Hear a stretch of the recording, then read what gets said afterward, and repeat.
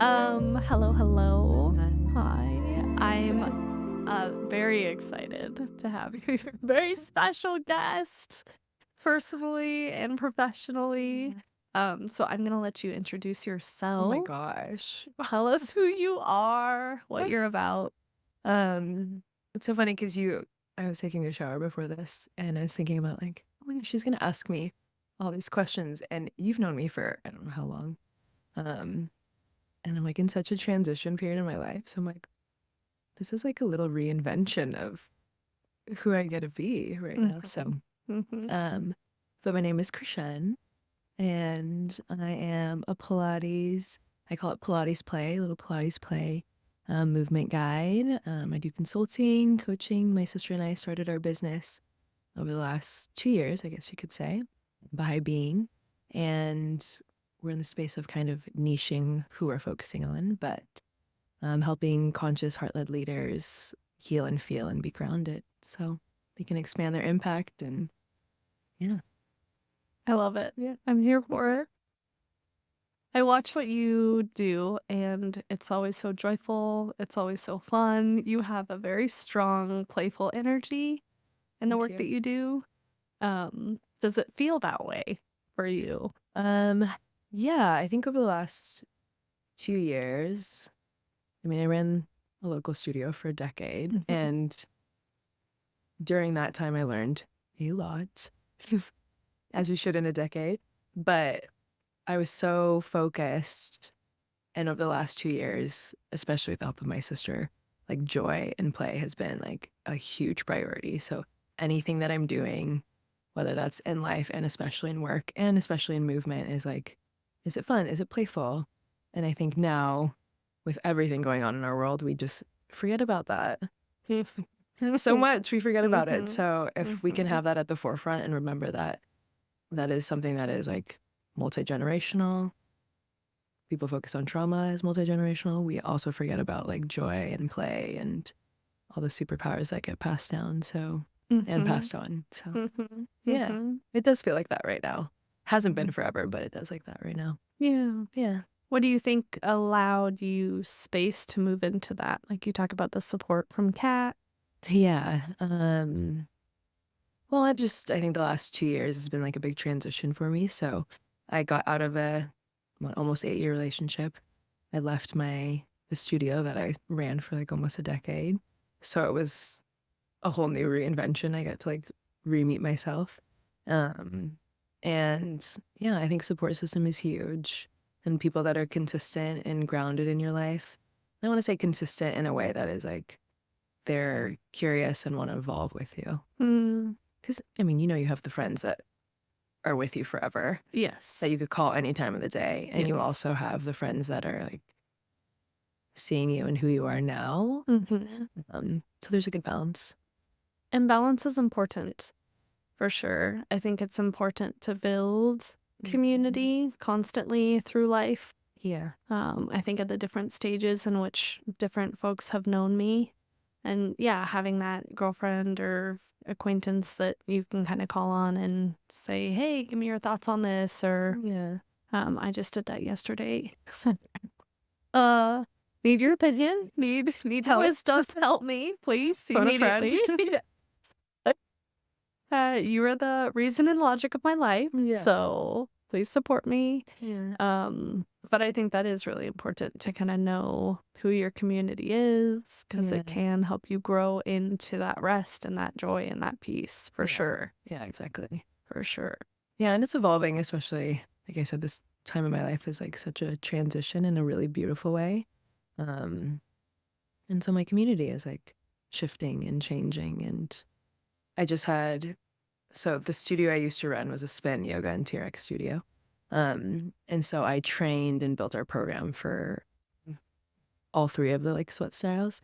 So one of my girls, she had just like DM'd me and she's like, I'm in New York and I'm training for Soul Cycle. And she just became a Soul Cycle instructor. And it was just such a No. beautiful like evolution of starting her in her spin career. And now she's like into this like large company and she like is stepping into her dream. And I'm like, when you can just see like the impact of something like so long ago and so many years ago. And I'm like, Yes. This is amazing to see unravel. Mm-hmm. Yeah. Mm-hmm. Mm-hmm. How did you find spin? I hated spin when I started it. Doesn't everyone? Every time I want to spin back, I'm like, why am I doing Why am I doing this? this? So when I started the studio, they brought me on. It was like a 15-hour work week was the like proposal. It was like, come in, drop juices off. I live And on that. it was like a very like I was in transition. At the time I was working 4 jobs. I was waitressing at Spencer's, which like paid my way through college. I had started at a new gym, and then I was at another gym, and then the union came into my life. So yeah, they brought me on. I said I'll come on if I can bring TRX. And then I was like, if I'm going to be at a studio that is teaching spin, I have to know how to do it. I have to teach myself how to teach, train. And so I started in spin. And that's how it was. I feel like I'm gonna learn as I'm teaching others. 100%. Yeah. I think that's, I mean, you know, Live learning. Yes. Learn as you go. Yeah. Do as I say, not as I do. Yes. Yeah. But yeah. I mean, the spin room taught me like so much. I think it was such an evolution of who I was. Like, if you look at my decade, it was like my teaching at the end of this last couple of years was so much more vulnerable, so much more of like just using my voice and like speaking truth. And in the beginning, it was, I mean, it's always a performance, I think, when you're teaching in some format, because you're like turning on this personality of yours and making it whatever it is for the community or the space. But yeah, it was more of like playful fun, kind of scary in the beginning, and then it was like, oh no, I'm like going through a lot of things. The pandemic happened, so it just changed. And then yeah, and like it was a big part of like who I was. I think it was just a really good way to allow myself to explore what it would be like to use my voice in like a safe space without being like nervous or like having like I'd have a mic on, but it was different than this. It's not so directive. It's like my Britney Spears mic. Pop star energy. Yes, exactly. Alter ego. Yeah. Yeah, and I could see this parallel between having to do 4 jobs and the energy that Sven would take versus what you do now, which is a little bit more like restful, low key, Pilates. Yeah. Like there's clearly a personality kind of transition. Yeah. That's heard. Well, I mean, Pilates is different. I found Pilates because it was like the perfect meld of all the movements that I found. It was like, oh, this is what I've been searching for as an instructor. Like the way that Pilates looks at the body and how it's integrative and how it moves is really beautiful.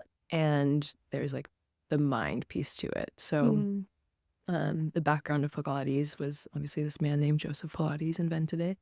And he was in an internment camp, like as someone there, and he was helping people in like the infirmary, and he was told that he could only help them if they were laying in bed. So that's where like the reformer was built. So like the springs on the reformer is and then he also looked at how, I don't know if this is entirely true, but this is what I heard, like how cats would move their bodies. And so like the shapes, he also has a gymnast background, but the shapes of some of the things that we would do on the machines is similar to like what he saw in cats and how animals would move. Oh my gosh. So there's like these fun pieces that are, if you kind of take it apart, that are like, oh, that's interesting. Like you're looking at nature. You're also looking at like definitely a rehab background. He was a gymnast. And then when Pilates moved to the States, that's when like ballet and dancing came into it. So you have influences of that.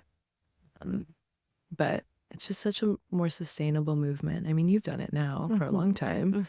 I love it. Yeah. It's hot, and it's people, I mean, I say people, but me. I mean me. I'm talking about me. Think like, oh, it's so easy, you know, having a background athletically, like gymnastics and soccer, like high intensity, like, oh, Pilates will be nothing. And I've taken your classes and like, I am shaking.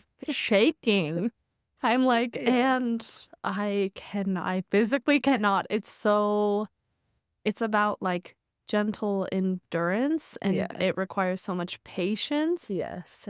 which are not my strengths at all. So it is such a good workout, Yeah. and it's so gentle, and I've seen it heal so many people as far as like aches, pains, long-term injuries. But when Yeah. you start strengthening up those little micro muscles, you're like, holy shit, my back doesn't hurt. Yes. I know too. I took on a new client like a couple weeks ago. She's really sweet. I got referred to her by my mentor, and she lives in France. She's in town for like the summer. She's just like this beautiful little soul.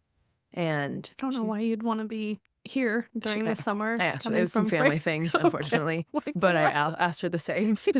What? I was like, I mean, summer here in Spokane is beautiful.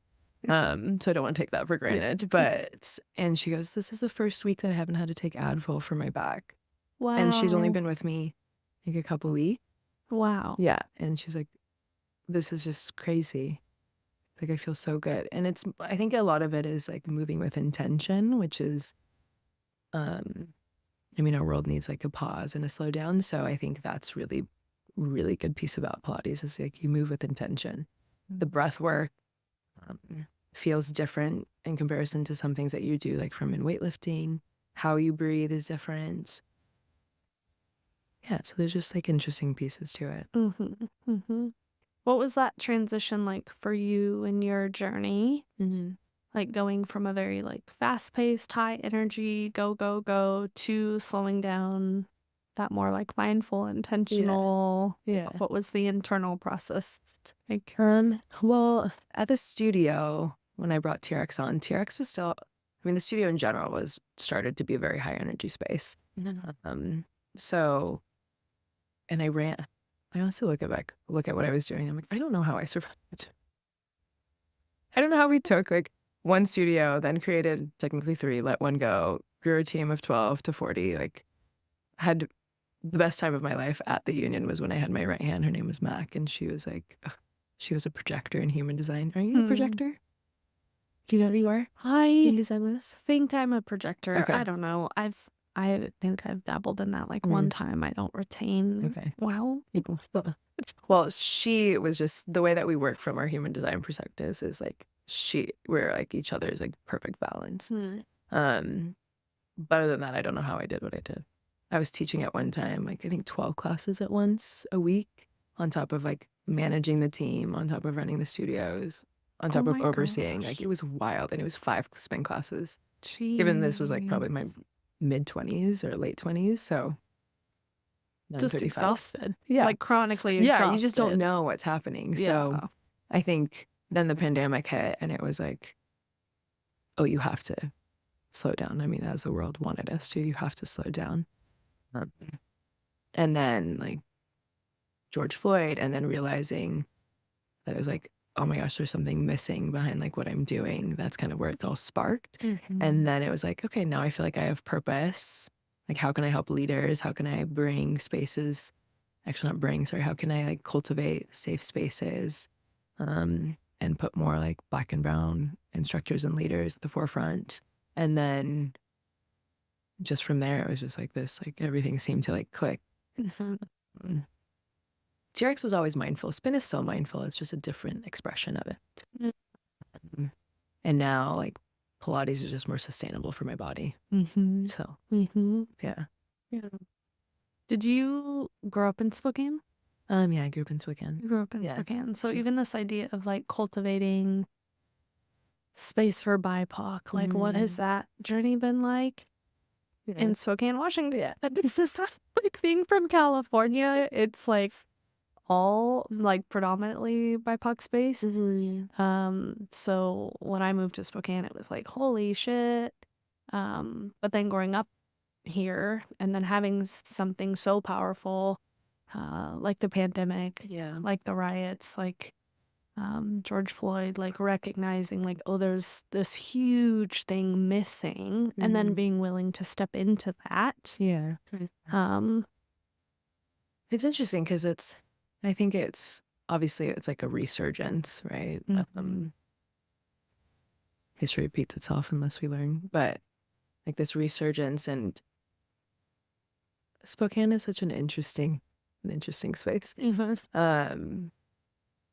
I think one of the most beautiful things of the studio is like I had one of the most diverse crews, I think, in regards to like sexual orientation, in regards to race, like and it just felt safe because this is what my perception of the space that we created was you could be yourself. And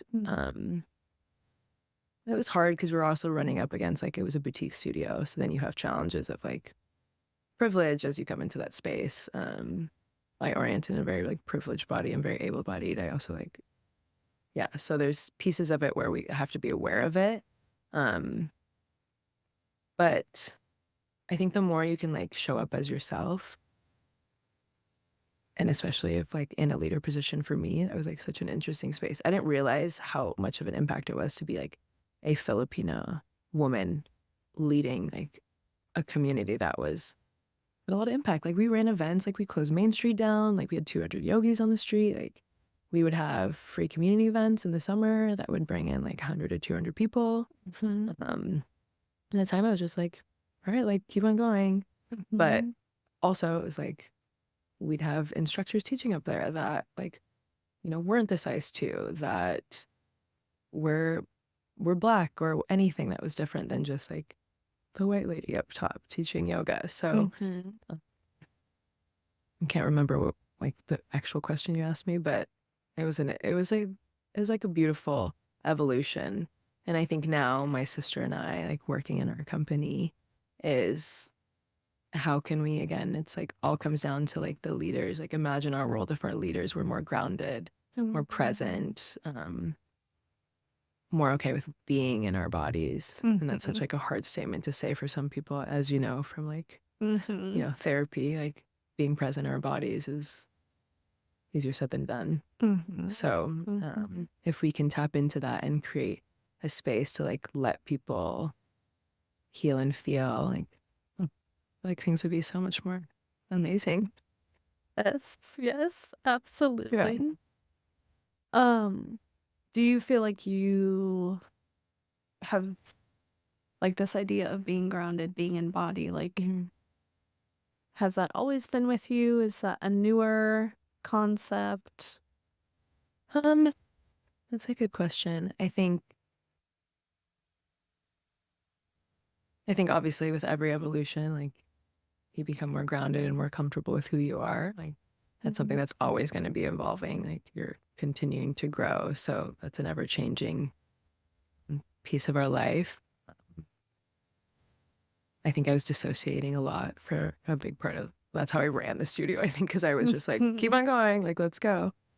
And so more of when like that big transition period where like I left the union totally, and then like that long-term relationship happened. It was like those years coming up to that was more of like, okay, something's not right. Like I went through a big allergy spout when I was in that relationship. Like I found a bald spot on my head. I had like alopecia areata. I don't know if I ever told you that. No. So I've been bald already in my life. Had like this massive bald spot on my head. And I went through a lot of like stresses that I don't think it was like my body just trying to tell me, hey, like you are doing too much. And I just had no idea at the time. And I look back now and I was like, oh yeah, I was just like so stoic all the time because I wasn't tapping into emotions. I wasn't allowing myself to like feel or be present. And I still like do that relatively. Like I've gotten more aware of like, okay, I'm compartmentalizing right now. It's a spectrum. Where we at on the spectrum today? Exactly. But I think it's also like the more we can allow ourselves to feel our range of emotions, like that makes life like so much more fun. So much more like beautiful and magical. When we can like feel the really low lows, it just makes like those moments of joy and happiness like so much bigger. Yeah. Well, it's like that idea of like you can't have joy without grief. You can't have happy without sad. Like without black, there is no white. Like right, it's all connected. And when you're just checked out of all of it, then you're missing out.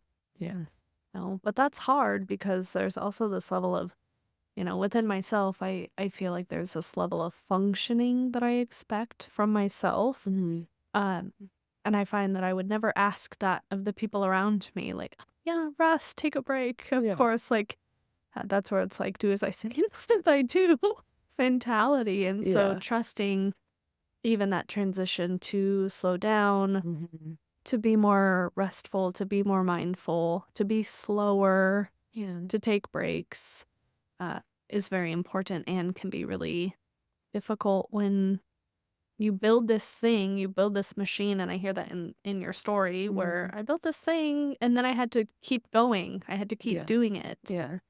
Do you think you would have stepped out of that if the pandemic wouldn't have happened? Like if you hadn't had a forced break, would you have ever shifted? That's a good question. I mean, we're all meant to be forced to break, right? So I feel like the universe was like, you all need to pop slow down for a hot minute. I'm sure at some point something would have like happened where it was like, I get really injured or I get really sick. Something where you have to hit rock bottom if you're not really going to slow down. Because I think the universe will like plant little seeds to you, be like, oh, you're getting sick. Like you need to slow down. Or, you know, the sensation in your body is like a signal of something for you. So the more that we can tap into that, the more we're able to like listen and pause and take time to like think, okay, I'm aware of this. I don't have to label what that feeling is. And the pandemic was like a hard stop. But even in the pandemic, I mean, I love them. They took care of me. Like they kept me on for a really long time, as long as I could. But it was also really challenging. Like I was trying to hold space for instructors who also held space for people, while implementing a lot of the like DEI initiatives. Like we did partnerships with Lululemon where we brought in like virtual workshops that were free. The community worked with like Chrissy King, Donnell Barlow, who's local, also did like some workshops, just more of like opportunities for people to learn and like how can we create inclusive spaces?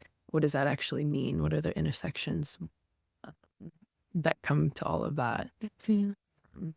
And so I think at some point, I probably would have.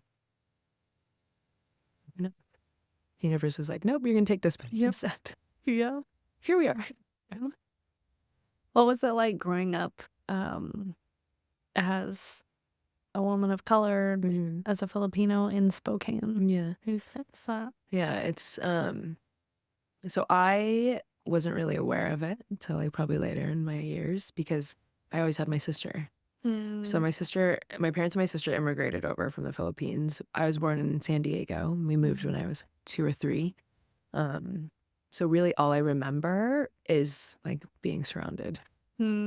Like I was, and honestly, where we grew up in the Woodridge area, my neighbor, she was adopted. So like the family was white, but she was Asian. Then we had a military family. It was like 3 boys. The wife was British and he was black. So it was a mixed family. Then there was another family that was up the street that was black. So like all within a radius of a mile of us, we actually had, I mean, for Spokane, that's like quite a bit of diversity in the Woodridge area at that time. So I had like little splashes of it. And looking back at it now, it's like, oh yeah, the microaggressions that were happening that I just thought was like normal. Or like thought it was like, you know, bullying like when you're young. So I really didn't recognize it till I got older. And it's such a different experience because my sister talks about it and she's like, I hated Spokane. She's like, because she came from military, like we were moving a lot when she was younger. So she always was around diversity and always had kind of that really cool melting pot.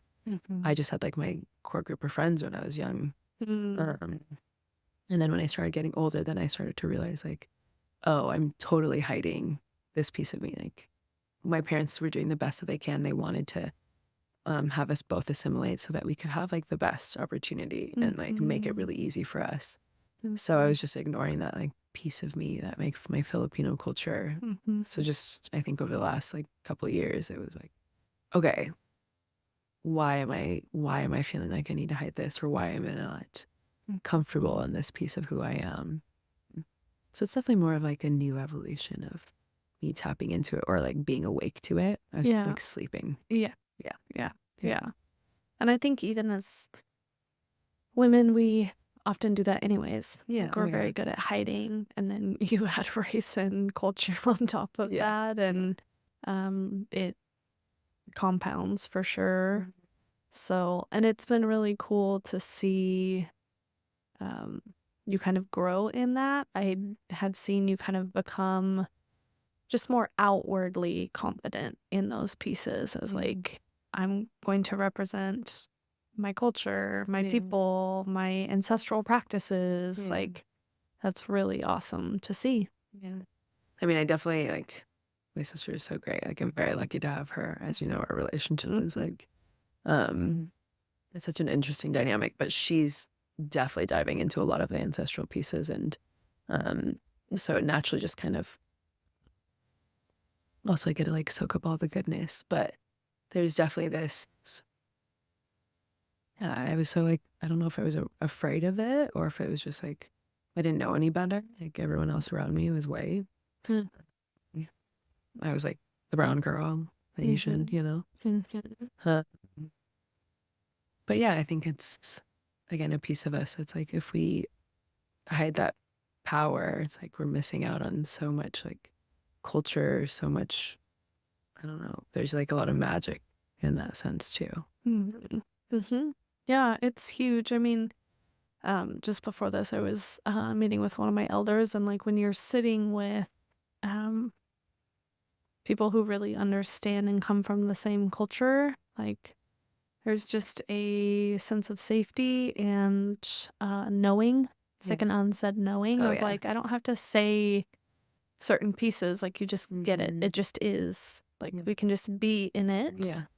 Like there's definitely a difference when you're surrounded by community. Yeah. For sure. Oh yeah. I actually had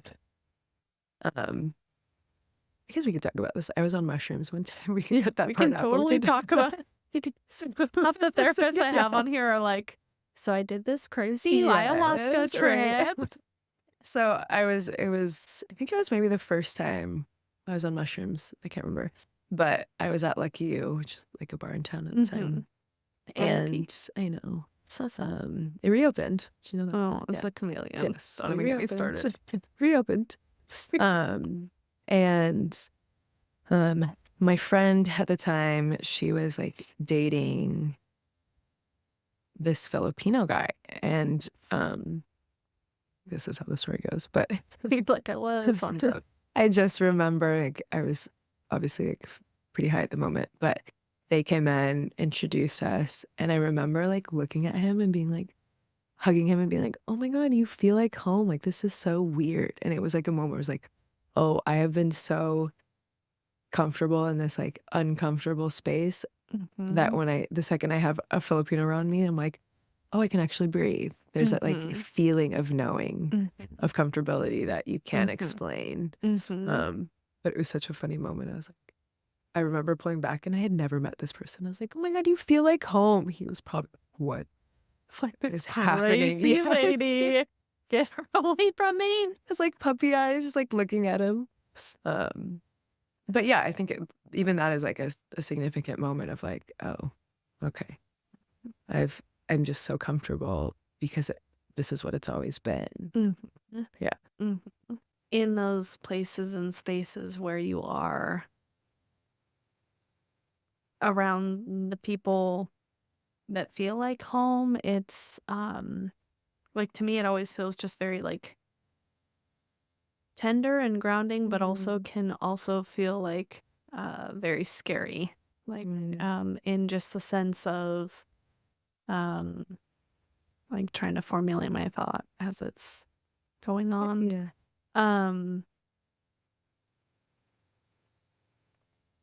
Because it's not my day to day, like it feels like at points I have 2 feet in 2 different worlds. Oh, totally. So it's like this, and with like my culture, there's a lot of lateral oppression that can happen, and a lot of like proving, like, and that's the colonization of like, you know, having to constantly compete. Yeah. Like, and you see that a lot with resources. You see that a lot in celebration or services.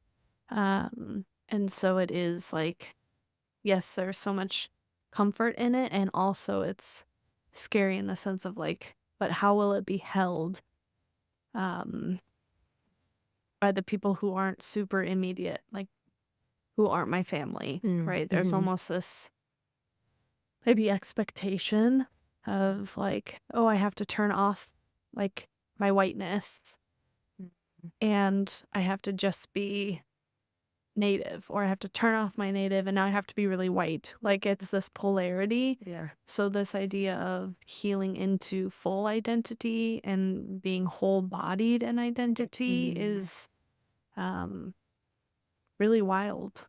Like, and noticing that within yourself in moments of like, oh, I can just like relax and I can just like be in myself and be with myself is really powerful. Yeah. Even if you are on mushrooms in a nightclub.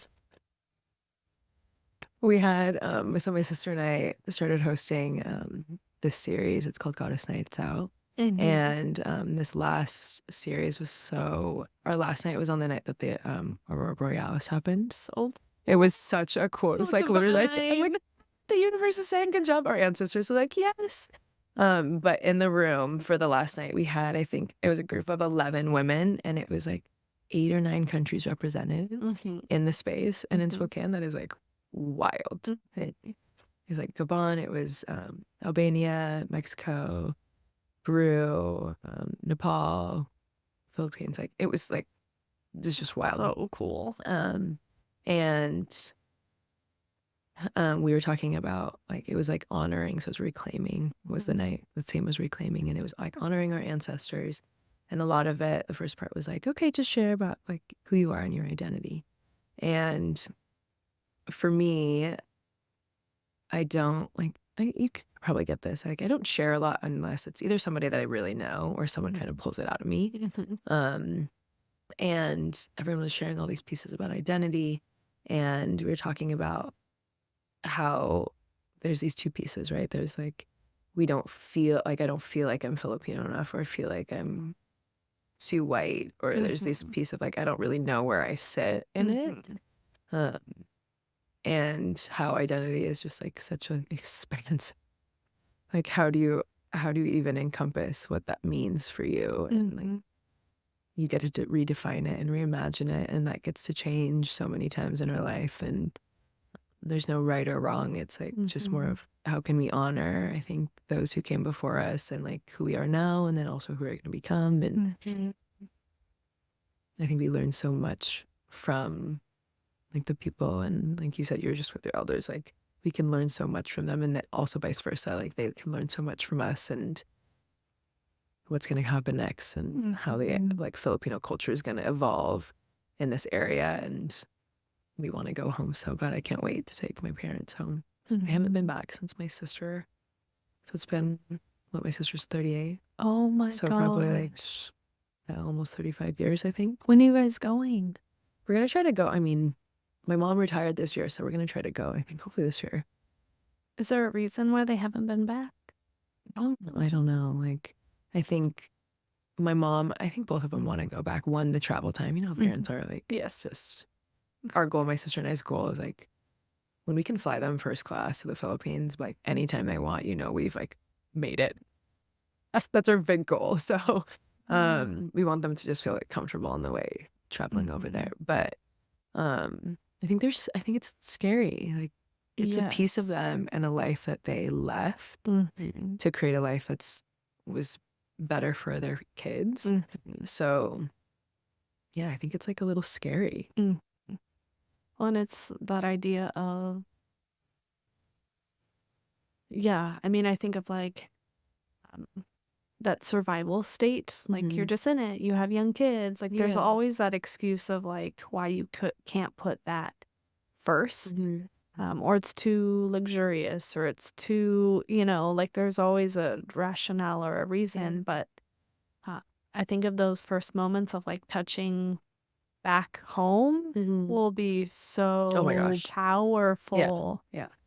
Because there is like I mean, you travel and like every time you're like, even when I fly like back into California, like, or Hawaii, there's like certain, yeah, there's just that first grounding sense of like, oh, I'm in this place and this is what this means. Yeah. And that can be flooding. So Yeah. 38 years. Yeah. My sister, like, what? I should know how old she was when they immigrated, but I feel like she was like 3-ish. And so it's been 35, 34 years at least for my parents. So crazy. It's wild to think about. Yeah. I also think about how their identities are just like, when they moved here, like it's gone. They were both civil engineers. And they, like, that wasn't, when they came here, they didn't do that at all. So I just think about that from an identity piece, like how it's gone. Well, I mean, that story is so familiar. Oh, yeah. Like, Yeah. it's, it's like, oh, I was a doctor back home. And yeah, now I work at a grocery store. knows? And Yeah. it's like, wow, Right. what happens in our world to where like we don't allow people to maintain identity? Yeah. Like I was even talking to someone who was wanting to move abroad because they're like really scared of what could happen here. Yes.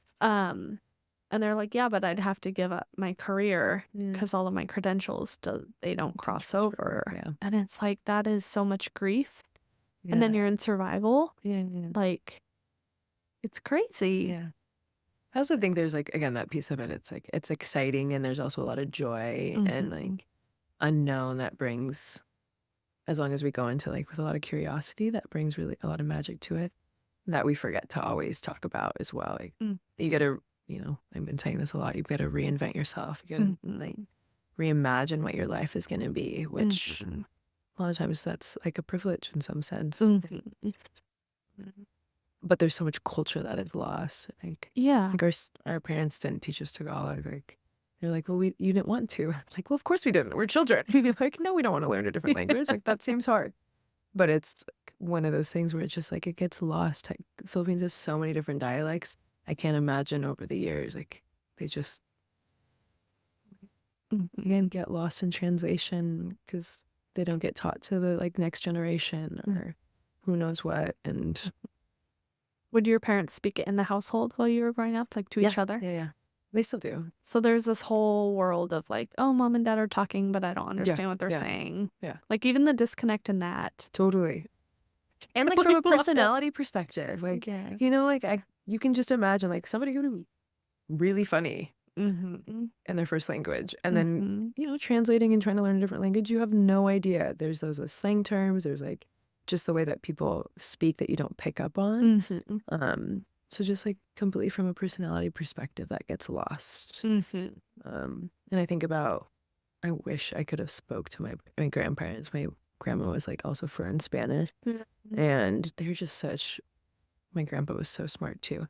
And I just wish I could have talked to them. I was young and when you're young and you don't like, talk to your grandparents. Yeah. But also I just think again, it's like we didn't speak Tagalog so it was like that missed connection because you can't speak the same language. You feel it, and our parents were such a great presence to have around, but it's different when you can't connect the language. Yeah. Do you have any desire to learn the language? Yeah, we learn a little. Like my sister knows a little bit of it, obviously more than I do. Spanish is a little bit more at my forefront. I think I would love to learn Spanish, and there's some crossover with some of the words. So, yeah. I'm thinking. What are you anticipating going home for the first time? Like, like what would happen? Oh my gosh. I'm sure I'd be crying on the plane over. I'd be like, I can already feel like I can just feel it being like, you need to go home. But it will definitely be for sure, at least with our mom, which I think will be really, really powerful. Like just have the women in the family there. And there's so much family over there. Like my sister went, she actually got sick. She got dengue for the second time when she was there. And so she didn't really even get to explore. So she was pretty much sick the whole time. And she stayed, and our uncle was like a doctor took care of her, but she's like, oh, I didn't realize that we had so many like cousins or aunts and uncles over there, like this whole missing piece of our family that we just have no idea. So I think that'll be really, really cool. I mean, the Philippines is beautiful. So my soul's meant to be on a beach. Never been in the ocean actually in a while, so I need some ocean time. So I think being in like on the land will feel really, really, really amazing. But just meeting the people and also seeing our mom, like my mom, and hopefully my dad will be there, but seeing them in that space, like that will be really cool. It'll be just like eye-opening, I think. Well, even just like witnessing her reconnecting with family that she maybe grew up with. Yes. Like, I imagine you'll meet a very different personality. Oh yeah. You know, there's like a different piece of her that I don't know. So yeah, be beautiful. And that is the joy of healing and reconnecting. I think, you know, that is the magic, as you regain access to parts and pieces that have been lost. Yeah.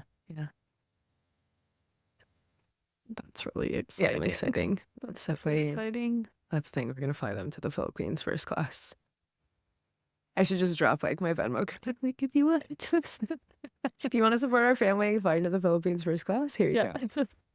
Supporting come mamas. to actually just come to like my sister and I's got to send. But yeah, that's exciting. A lot of really good things coming. Already here, but coming. What else are you guys doing this year? I mean, it's like we're in that building block stage of our business. Like, I think really are trying to articulate what we're wanting to do is the biggest challenge we're running into. Is like we ran businesses and had to do so much in that business, right? Like, so of course, you know, small business, you have so many hats that you wear. So now it's like being like, okay, what is it that really brings us joy? What is my sister really good at? What am I really good at? And how is that going to like beautifully mesh into like multi-generational joy and wealth too? Like, what does wealth feel like? Wealth, I think we talk about from a financial standpoint in this country, and we forget that there's like so many other pieces of what wealth feels like. This past year, my sister and I both talk about this. Like, we both have occurred the most debt we've ever had. Like, I was going out of the relationship, and so like financially, I wasn't ready to shift into that space, change my careers. But also in the last year and a half, it was like I gained so much knowing of like who I am, so much more grounding, so much fun. Like, my sister and I will probably never live together in this kind of setting. Like, we'll live together in another country and like, you know, be working in that sense, but nothing like what we've had with our parents here. And that's if like thank you, Dad, for letting me be able to do that for this last year and a half. That's a really good way to look at it. Yeah. I don't know that That's our many mindset people that will we're say, like, thank you, Dad. Yeah. It's just like looking at our time and our energy in a different way. And so being able to build something that feels like really multi-generational, and it's one of those things you can't explain, but you just know like it's going to, whatever it unravels into is going to be like really, really magical. And I know that with my sister. I don't know what it looks like. Like, even us, we're like, well, do we work together? And it's like, yes, we know that we have the same like mission and vision. We just, you don't know how we're going to get there. And that's the thing of like, set down foundations, consistency, you know, nurture it every single day, and then it'll start to like evolve into like, who knows? I mean, when I first met you, who knew you were going to be like filming a podcast? And then well, I didn't either. doing And I was like, you know what would be really cool? I should do this thing that I've talked about forever. Yeah. It is, though, that like, I mean, for me, I'm highly influenced. So I take that leap. Yeah. And then I trust, like, I always say, with purpose. Yeah. Like, if it's meant to be, it's going to happen. Totally. And if that is my purpose, then it'll work out. Yeah. But I think if you don't take risks in life, if you don't take chances, if you aren't seeking, you become stagnant and you get lost. Yeah. And that, I think, as human beings, we need purpose. That is the driving factor to health and wealth and happiness. So yeah, I'm always like, Absolutely. I will be highly anxious, but I will go do that thing. It's like the living with being uncomfortable, Yeah. but also knowing, I think, like, I don't know, does it bring you joy? Like, does it light you up? Like, that could be your purpose of just like really living into your joy, and how that manifests will go into what it is. And if it's like you filming podcasts, if that's bringing you joy, like, hell yeah. Like, me teaching is, I do miss spin so much. I think the evolution of it, I needed to let it go and it'll come back into my life whatever way it needs to. But like being with people one-on-one now, because I'm shifting into like more private, has been really, really great in like a surprising way. Like, I love to just be with someone. I love to be able to like really get them to be like, okay, how does this feel in your body? And if they're like, Chretienne, I have no idea, like, we're doing pelvic tilt, and they're like, I think my pelvis is moving. And then seeing them progress, and then it's so much more of like, oh my gosh, I have so much more confidence. I have like, I can move throughout my day. I can like pick up my kids. I can like go on a hike. There's so many pieces to like the physicality piece of it, yes, but it's so much more than that. It's mine. Where are your thoughts going when you're moving? Totally. Like, how are you, like, it's such a privilege. So how are we being, thank you body for moving with me today. Like, how are we loving ourselves? And so, yeah. Well, and it's that self-trust. Yeah. Trusting to show up for yourself. And I think that's especially hard when you haven't had a lot of trust with movement. And I work with a lot of folks, and I myself have experienced like hardship with movement because there's so much like expectation and pressure. And I mean, for a majority of my life, it's been highly competitive. And so stepping out of that of like, oh, this is for me. Yeah. And I'm allowed to feel good in my body while I do it. Like, that's the goal. And so even just taking that hard step of showing up for yourself in a different way can be really powerful and really healing. Yeah. I was just talking to a friend yesterday, and she's like, I really didn't want to do my swim. And I was talking to my brother, and she's like, he just asked me to do the hardest part. Like, he just asked me to put my bathing suit on. Yeah. And he's like, after that, it's so easy. And she's like, so I just told myself, like, I can put my suit on. Yeah. And she's like, I did. And then I had the most amazing swim ever. Yeah. What's like a job? Like, that is you showing up for yourself. Yeah. But it can be a challenge if that isn't the day to day, every day. And you do it for work. Like, you don't really have a Yes. Well, and I love it. Like, I mean, I Yes. also couldn't imagine not being able to, like, I got sick. I didn't test for COVID, but I'm assuming I was out for 8 weeks. So I didn't work for it. I literally was like, when I went to the dance studio, I would lay down and teach the girls because I couldn't be upright. It was such, like, my mind was just, it didn't feel like migraines. It was more intense than that. I couldn't think, like, and 8 weeks not being able to move. Yeah. And to literally be, I called it my horizontal time because I was just like, what can I be doing? And I did Pilates, thankfully, because I could like lift my leg, I could do sideline series. And my sister was like, Chretienne, you need to rest. Yeah. Stop. But I'm like sitting here just like watching TV, like laying down, doing like booty series. But a lot of it too, like spin is such a, I don't want to say it's rigid because we dance on a bike, but it was such like a movement thing. Pilates is also pretty technical. Like my body likes that. Like, I loved ballet when I was little. It was just that kind of like very technical, strong, straight lines. But now I realize movement is like, I'm like, we should dance. We should like just shake our booties a little bit. Like, it doesn't have to be like, movement doesn't have to be working out. Walking has been my biggest thing for like my mental health. Like, if I get out and walk with my dog Joe's in the mornings, like it changes my mood. Like being in nature, any type of movement, it doesn't have to be a workout. It's just like, just move, like in whatever way feels. Dance like a weirdo in your house. Yeah. We don't do that enough. Dance like a weirdo in public, which would be even better. Yeah.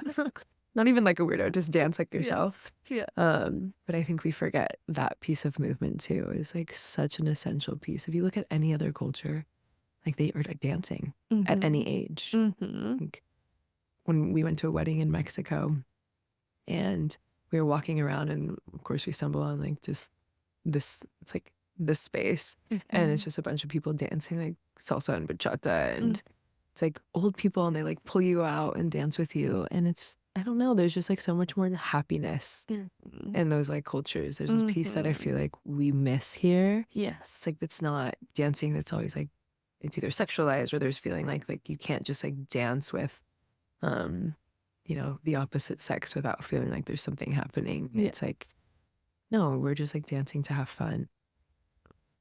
Yeah, I think that's And connecting, yes, communicating. totally. Like I think of like dance as like a form of communication too, like and exploration, creativity. Yes, expression. Yeah. Yes. Yeah, absolutely. On my worst days, I'll tell myself like I have to at least take my dog for a walk. Like, Yeah. and it's not even for me, it's for Penelope. It's like Penelope needs a walk. And then I can like Penelope. Yeah. I can get going. Because it is so good. Even that gentle, I think we forget that movement can be gentle and can be soft. Oh yeah. And playful. Uh-huh. So even redefining, that movement with community is really cool. Yeah, so my sister, I think it's called have you heard of the Pomodoro effect? No. So it's like you do 20, I think it's like 20, 25 minutes on of like one focus on one thing. So it would be like you and I in this podcast, we're doing it for 25 minutes on, and then we stop and we have 5 minutes of break. You can do whatever you want with, you know, drink, eat, walk around, get up. But sometimes we'll do like twerk breaks or like shimmy breaks when we need movement. But even those little things are like, we forget that we can do that. Like wiggling your fingers. It's like animals. If you look at animals, like they shake oftentimes. But it's just like those little movements that we kind of hide or we like hold back. Even like little things like that can be really helpful, I'm sure, like from a somatic standpoint. Oh, 100%. And it's just like moving energy or like that regulation of your body, like, being like, hey, you have, you know, take a second to breathe. Yes. Yeah, absolutely. Yeah. Absolutely. And I think it comes with a sense of, again, that self-trust and also self-confidence of like, I can give myself permission to move in the ways that feel good and intuitive and not be in a space of judgment or self-criticism. I think can be difficult for folk, but also so important. Important. Oh, we did this like you're finding that space. Yeah, we did. My sister took me to, she's on a dance team. We did this heels workshop, and the guy came in, his name is Rafa. He's amazing. So we were with him for like 5 hours, and it's all like heels choreography and dance.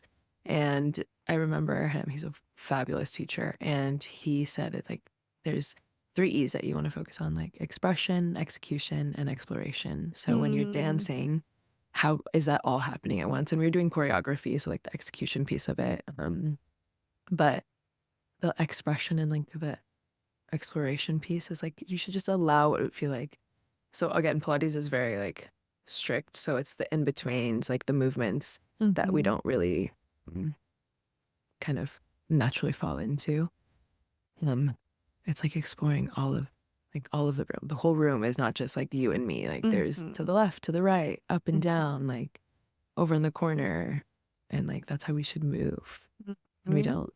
We do not. We don't all the time. Hopefully we do, but we don't all the time. Yeah. So, where can people find you? Where can people find you? Where can people follow? How can people support? Yes. Thanks for asking. You can follow me on my Instagram. So at _Chretienne_. My sister and I have our website up. So it's Bahay. Bahay means home in Tagalog. So it's like coming back home. Oh, right. And just being. So bahabeing.com. So BAHAY and then being.com. And then also follow us on LinkedIn. That's also where we're going to start. Like that is like a big focus. Yeah. In the next month, our focus will also be YouTube. So we're going to start a little YouTube, trying to make movement accessible, and like my sister will do some meditation and energy movement on there as well. Do Pilates. Who knows what it's going to unravel into? But nice. Yeah, so you can kind of find us along that journey as well. But I think like also supporting yourself, like what is your joy every day? Wake up, like what are you grateful? What brings you joy? Lean into that if we forget about that often. And that's a good way to also support us because you're supporting yourself first. So yeah, I love it. I'm here for it. So thank you everyone for tuning in. You heard her. You know where to find them. Go follow. Go support. Feel free to Venmo for that first class Yes. ticket. Please. Hell yeah. More importantly, Yes, exactly. Let's take my parents home. taking mama home. Yes. All right. Thank you everyone. See you next week.